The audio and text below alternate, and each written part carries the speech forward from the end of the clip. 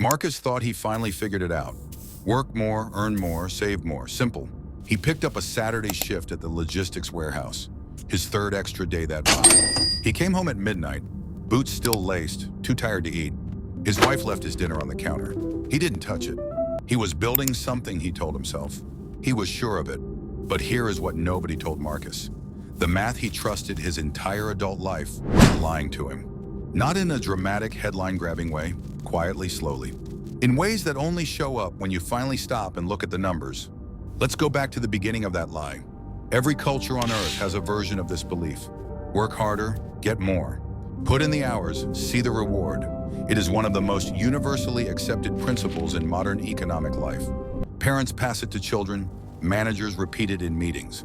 Financial influencers build entire brands around it. And on the surface, it is not wrong.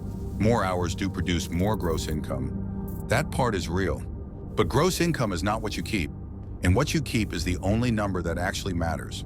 Here is the first reversal that most people never see coming. In progressive tax systems used across the United States, United Kingdom, Canada, Australia, and most of the developed world, your additional income is taxed at a higher marginal rate than your base income. This is called marginal tax rate progression.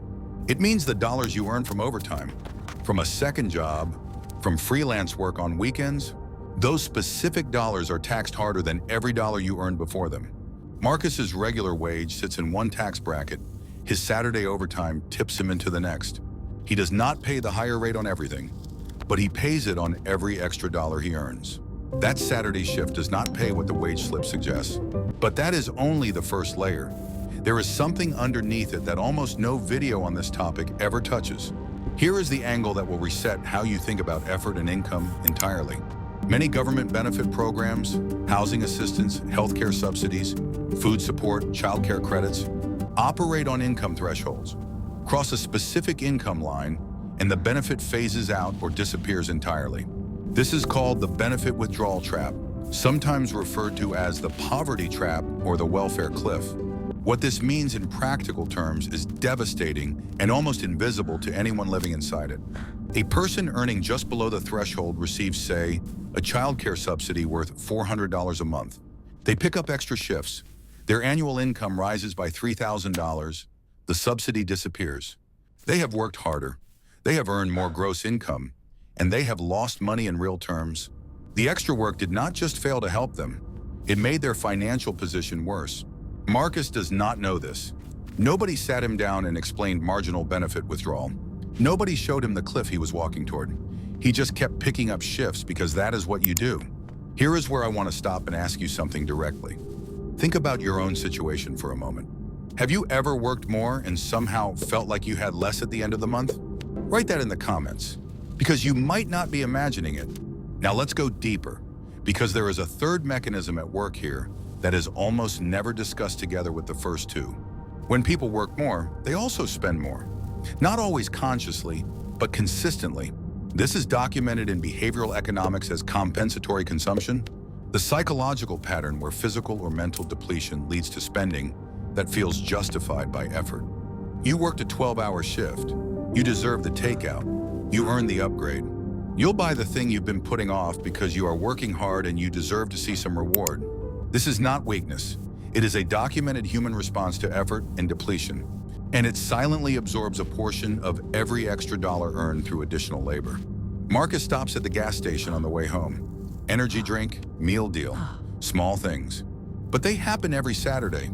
Every extra shift generates its own spending pattern. The net gain from his overtime narrows further.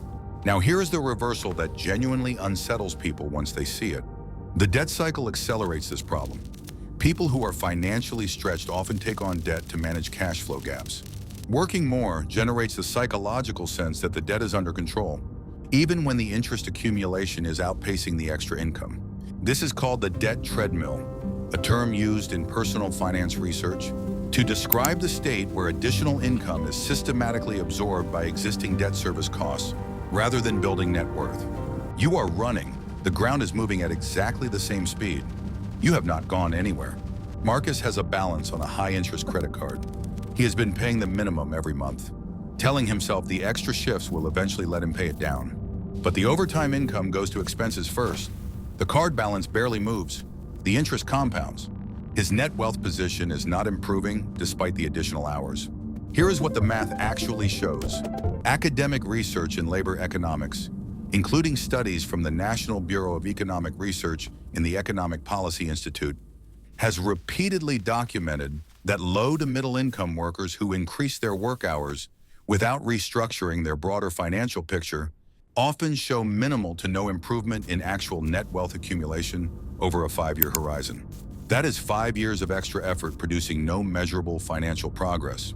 And yet the belief persists because the gross paycheck goes up, because we are trained to look at income, not at net economic position, because admitting the system is structured in a way that punishes certain kinds of work is an uncomfortable thing to say out loud.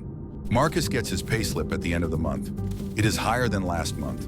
He feels good for about 36 hours. Then the rent comes out, the card minimum, the fuel, the grocery run, and the number left over looks almost identical to what it was before the extra shifts. He cannot figure out why. He just assumes he is not working hard enough yet. That assumption is exactly what the system relies on. Here is the final uncomfortable truth. The belief that working more means earning more is not just inaccurate in many real-world financial situations. It is structurally useful to systems that benefit from labor without restructuring compensation.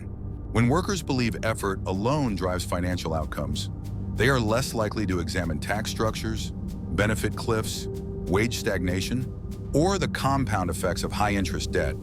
The belief keeps people moving. It keeps them working.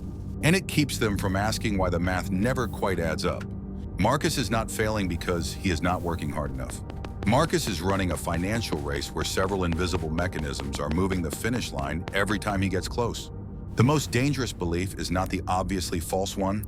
It is the one that is just true enough to keep you from examining the rest. If any part of this hit close to home, drop your story in the comments. Have you ever worked more and ended up with less? Have you hit a benefit cliff you didn't see coming? Your experience matters and other people need to hear it. And if you want to understand the specific financial structures that can actually shift your net position, not just your gross income, that is exactly what the next video breaks down.